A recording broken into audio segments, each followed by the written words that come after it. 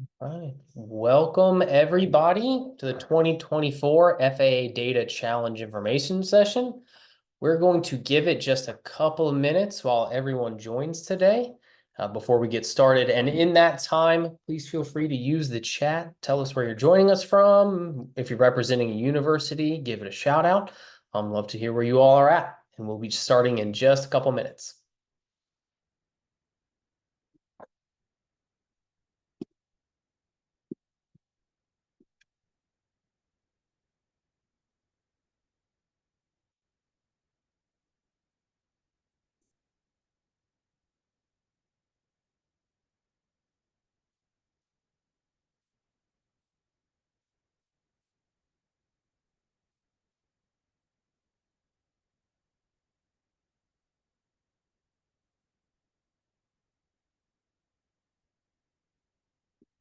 Okay. Looks like everyone has entered. So we'll go ahead and get started for today. So once again, thank you all for joining the 2024 FAA Data Challenge Information Session. We've got a full agenda today to cover everything you need to know about this year's competition. And you're going to be hearing directly from our sponsors here at the FAA as well for all of that information and an opportunity for you all to ask questions directly to them and get them answered for today. So before we get started, a couple housekeeping items for everyone to remember. First, I mentioned that at the end of this webinar is dedicated for Q&A. So we'll be collecting your questions via the Q&A function here on Zoom, and then we will get to those and post those to our panel today at the end of the conversation to get answered. Speaking of that, the second item is if you do have questions, please use that Q&A function and not the open chat function. The open chat function is not great at tracking questions and it tends to get lost in the background, but the Q&A function is much better at that. So I will be able to track what questions you all have and get them answered for you at the end. So with that, I'll cover our agenda for today before doing our introductions. So we'll hear from everyone, get introductions on your panelists and who you'll be hearing from. And then we are going to have a full challenge overview all encompassing many different items of this year's competition. So we'll cover the solution categories, the data sources that are being provided to you, the challenge structure, eligibility. We'll talk timeline, evaluation criteria, and also the prizes, which I know everyone's very interested in. And then after that, we have kind of an open floor for that Q&A here at the end. So with that, I'll go through our introductions. My name is Dan Reitz. I'm a senior project manager here at HeroX, helping to administer this competition on behalf of the FAA. And so you'll be hearing a lot from me in communication, whether it's on the platform or if there are notifications going out via email. That's where you'll see my name come into play. And with that, I'll pass it over to Steve Bogucki to give his introduction. Hey, thanks, Dan. My name is Steve Bogucki. I am the Division Manager of the Business Intelligence and Analytics Enablement Division within the Chief Data Office of the Federal Aviation Administration. And my name is Marseta Dill, Acting Chief Data Officer for the FAA.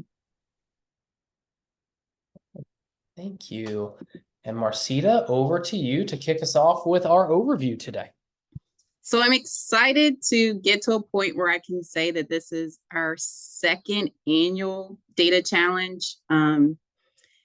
This is our opportunity to solicit your ideas on innovative ways to leverage artificial intelligence and advanced analytics to solve various numerous aviation challenges that exist.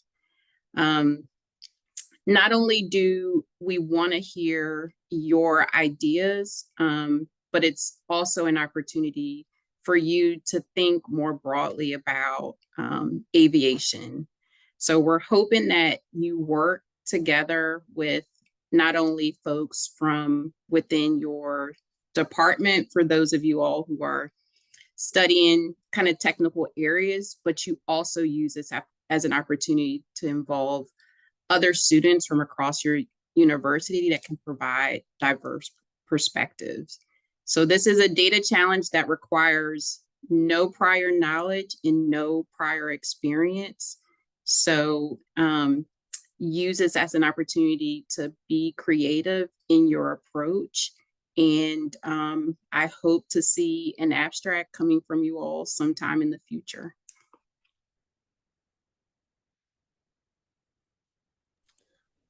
Great. So I'll cover this this slide. Thanks, Marseta.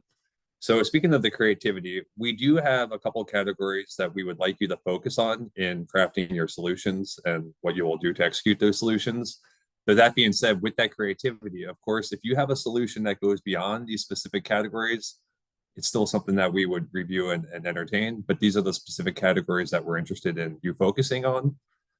So the first is improving aviation safety. Aviation safety is the highest priority of the Federal Aviation Administration.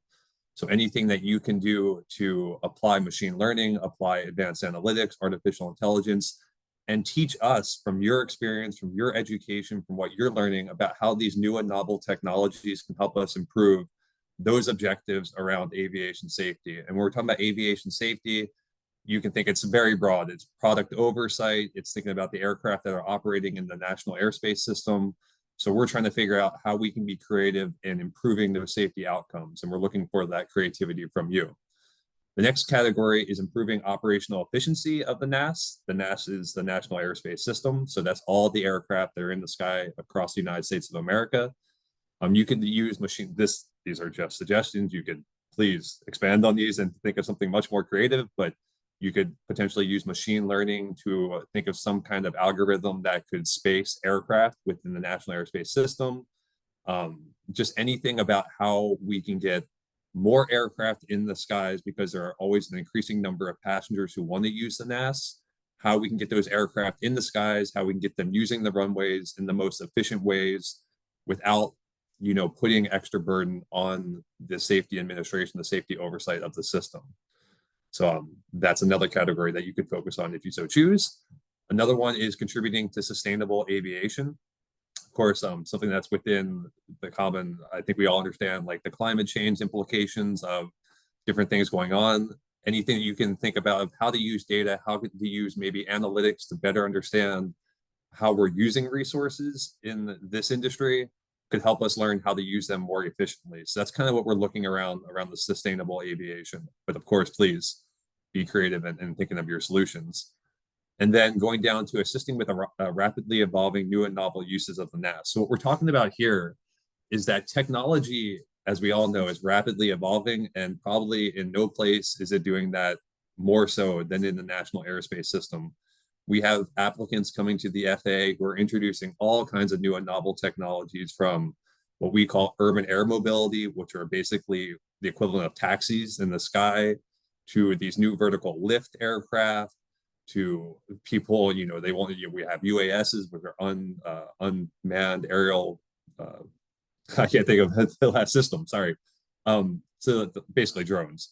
And the idea is, how are we going to manage them when they're in the NAS? And so that adds a whole new complexity around our oversight mission. And we're looking to you to tell us how we can be objective about it, how we can use data and analytics to better manage those things. So those are the 4 categories that we'd like you to focus on. But again, if you go beyond those, your solution would still be considered. But these are the categories where we'd really like help with specifically. Thanks.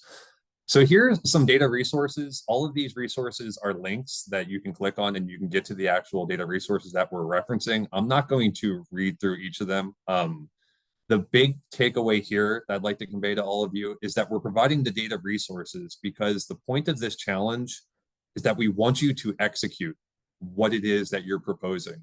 So it's not just coming up with the concept and saying, here's what we intend to have happen. Instead, or what you think conceptually could be executed, we actually want you to pull the data and actually execute the data solution that you're proposing. So as you go through the data challenge, your first phase, and we're going to get into this in the next slide, your first phase is going to be to ideate and describe your solution. But ultimately, to win this challenge, we're going to be judging your actual execution of the solution that you propose. So in executing that solution, here are a handful of data sets that you could use to do that, but you're not limited to these. These are suggested data sources. These are ones that we know are useful, but you could have access to other data sources that are more applicable to the solution that you're going to propose, in which case, please feel free to use them, but know this reference or this list is here for your reference.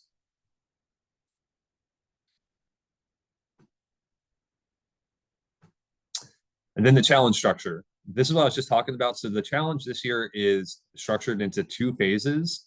The first phase is more about, like I was saying earlier, about ideating.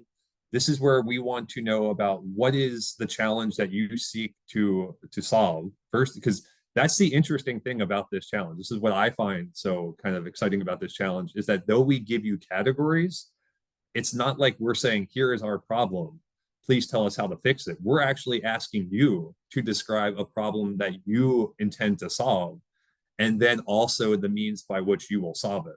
So during that first phase, that's what you're describing to us. You're going to say, here's the challenge that we have identified.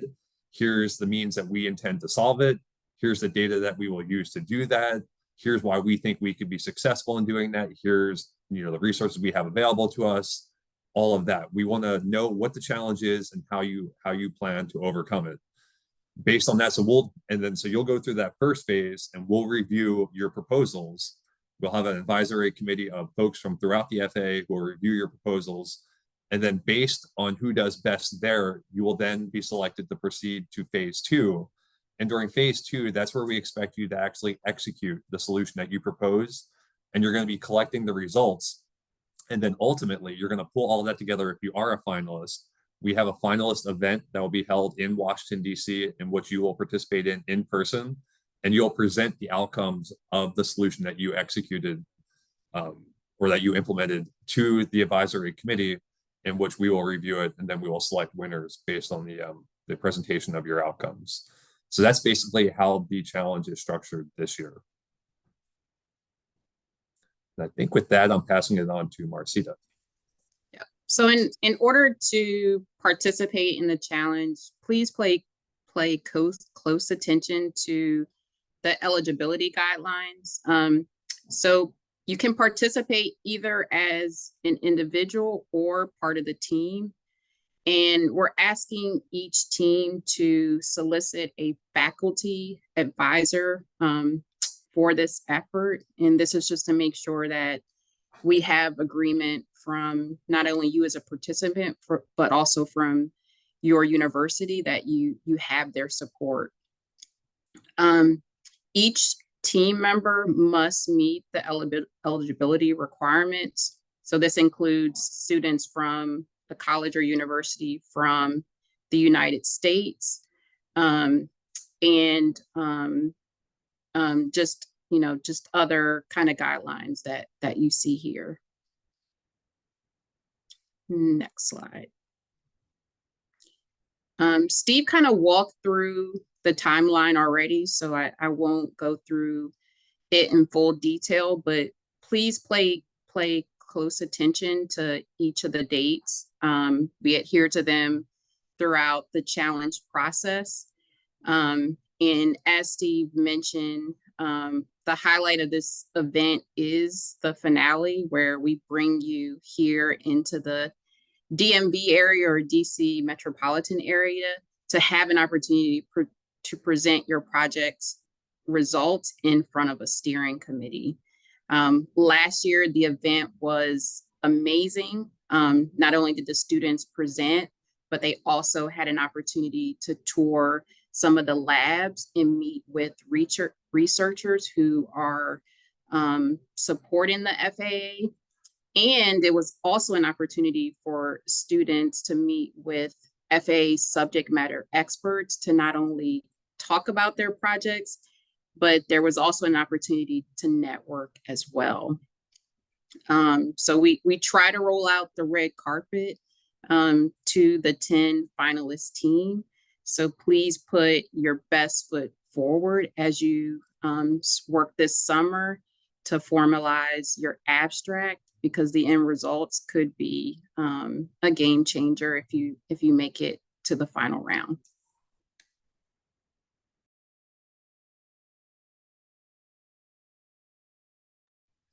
So for the evaluation criteria, we're looking at 5 key areas: your understanding of the problem, the data, the solution, your approach to that, and also the innovation behind your idea. These are the general guidelines that the steering committee will be thinking about as they look at each of your abstracts. So please keep this in mind as you are drafting your narrative around the project or problem that you want to approach for this challenge.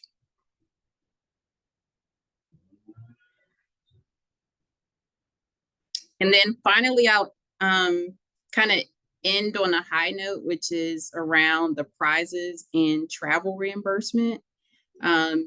So for the first phase, we are providing $1,000 to each finalist, to each team that makes it as a finalist. And please keep in mind that these funds are dispersed to your university, so it is at their discretion on how those funds get allocated after that disbursement. If you make it to the finale event, we have prizes for first all the way to sixth place. And in addition to the prizes for the top 6 teams, we also reimburse up to $8,000 for each team for their travel and other costs associated with their trip to the DMV area or DC metropolitan Virginia area. So I hope this is incentive enough for you to participate with the prizes and the opportunities to interact with the FAA and to understand a little bit more about the research that we do. But like I said, it's a great opportunity, and I hope that you don't pass it up. All right. Thank you, Marseta, Steve. I really appreciate it. Again, we're now in the open floor, so we've had several questions come in, so we're going to get started going through those. But please, if you have questions from this, or if you've had questions just reviewing the challenge information over the past month or two, please feel free to post those in the Q&A, and we'll get to those after we go through our initial ones that have come in. So for the very first question I'm going to ask is, what are the most important applications that could bring an added value to aviation? And what about AI, and how does that play into that? So I will jump on that one.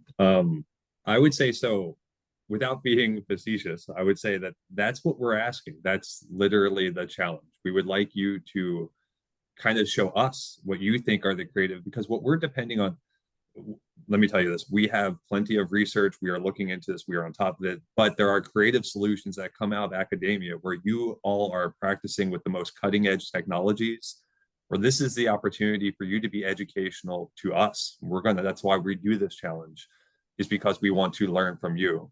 That being said, to answer your question, some of the things that we look at within the Federal Aviation Administration, just to give you some insight into the things that we're doing, from the artificial intelligence, large language model, generative AI, we do lots of integration with large language models for chatbot, kind of. So we are a policy-driven organization. So we have lots of documents that we need to reference during our day-to-day work. So we're able now to vectorize, make embeddings with our documents, upload them to like a vector repository, and then integrate them with a large language model within our security boundary, and allow our workforce to query those documents in an intuitive way using the power of generative AI. So that's something internal where we're using generative AI, just to give you an idea. But where there's lots of value, and we hope that you explore, is around the classical machine learning. And that's where we go back to those 4 categories. So some of the things where we use machine learning is for classifying event data that comes in. So we'll have a taxonomy or a classification of like different severity categories. Data comes in, it can use machine learning. And then with subject matter expertise validating everything, that machine learning algorithm can update the metadata to do some preliminary analysis on the data coming in. It's using machine learning in that way. And again, talking about the separation of aircraft in the sky, we can start using algorithms to better understand and space those aircraft using advanced analytics. So again, there's lots of room for generative AI, large language models, especially with our internal work. But also, I don't want us to lose sight of the classical machine learning, and then just advanced analytics generally. There's many ways of visualizing data that, coming from academia, you might be able to inform us that we haven't thought about yet. We're a big dashboard agency. There might be more innovative ways to get beyond dashboards to present data in a way that's more actionable. So all of those things are ways that you could think about applying to this challenge, but not inclusive. There's many, many more. That's what we're depending on you to present to us. Yeah, Steve gave a lot of good kind of suggestions. And because this is our second year running the challenge, one of the things we wanted to make sure was that you all had access to last year's top 10 teams. So if you go on to the HeroX site, you'll see a tab for FY23 finalist summaries. Feel free to take a look at those projects. One idea is to build off of kind of where their project started. Another would be to look at the topic, but approach it from a different perspective. All of that is allowed. So, don't feel pressured to come up with a totally new idea. Feel free to look at what's been done before and to build off of it or use it to kind of generate some thoughts about potential projects. Yeah, I'll stop there. Awesome. Thank you. While we get to the next question, I'm going to answer one. We had a request to see the data sources slide again, and so I'll bring that up while we go into our next question. And also for the ones who have asked that, all of these data sources are available on the challenge page. They're under the challenge guidelines. The hyperlinks are there as well, so you can go see them. This is a little bit of a summarized version of it. So I'll leave this up here as we go into our next question. And that would be, do students have to be in an undergraduate program, or can they be pursuing a master's or a higher degree? The answer to that question is there are no limitations. So you can be undergrad, grad, or doctorate student as well. Awesome. And next, in a similar vein, are there any limits to the team size that can be used for this competition? That is a great question.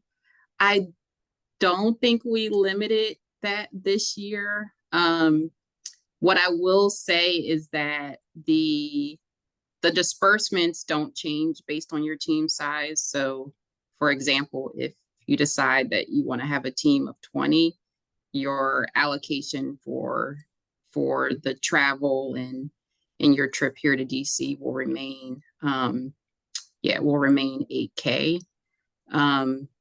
Yeah, so I'm pretty sure we didn't limit the team sizes, but make sure you just check the eligibility section of the challenge.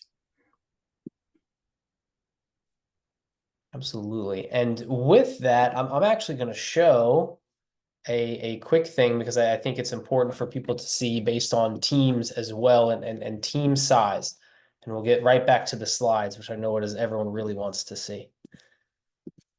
On the HeroX platform, you are able to put your team and actually build a team for this competition. And as you get larger teams, I think it's really helpful to do so. So here we are, we're checking out our challenge now. HeroX.com/FAA Data Challenge 2024. And I've already registered for the competition, so that's why you can see the options for begin entry. And in lieu of this question, there is the join a team option. So as join a team, you can see, hey, we actually have someone here who is looking for a team to join. And so you can add yourself to a team, or you can also create a team. This is not required by any stretch, but if you are developing a team and you want your whole team to be recognized as part of it, I highly encourage you all to go in and hit create a team. You can invite everyone by email. Once you go through this process, you make a custom team name or etc. And when you go to put in your submission, there will be an option as, do you want to submit as this team? And you can say yes. And then that way, Team Awesome has their chance to be recognized at the top of the leaderboards. Dan, I didn't mention it when I went over the eligibility, but I did want to make sure participants were aware that you must be a citizen or permanent resident of the US to participate. So please keep that in mind as you're forming your team.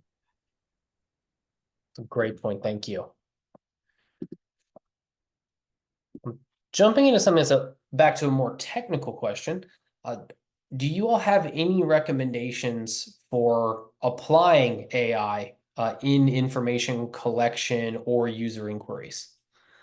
Yeah, I think I might have addressed that a little bit in the previous answer, but when it comes to AI specifically, and kind of keying off the word query there, whether they intended to emphasize on query or not, but the big thing now, the big technique that everyone seems to be using that's really prevalent for us is retrieval augmented generation, RAG, which is the methodology I kind of just described for you for building out those internal chatbots.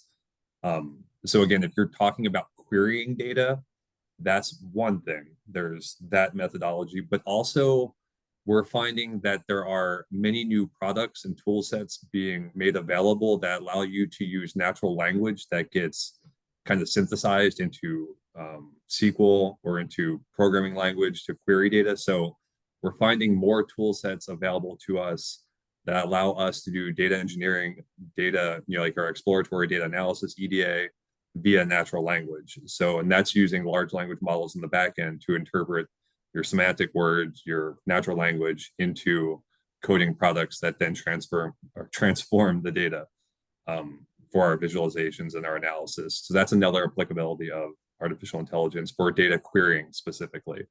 Those are the two big ones. And again, I would go back to the retrieval augmented generation, just because it's bringing so much value, not just to the FAA, but amongst the use of large language models generally. It's a really popular technique right now. So just some thoughts around querying and AI. Great, thank you. And I see there's a question about, is there a way for industry to participate?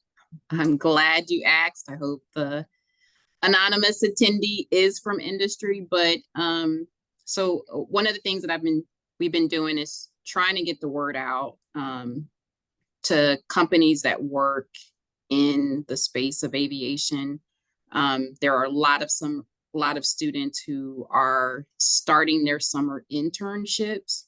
So we have been trying to get the word out for companies to share this challenge with their summer interns.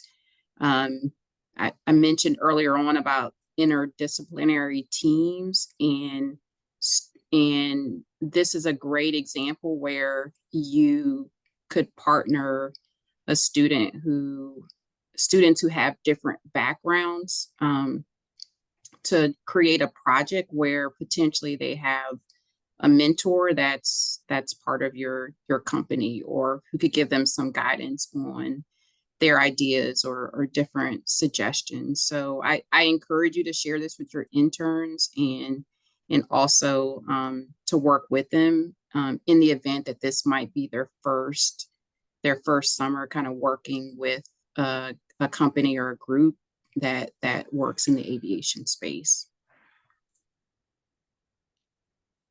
Great. Thank you, Marseta.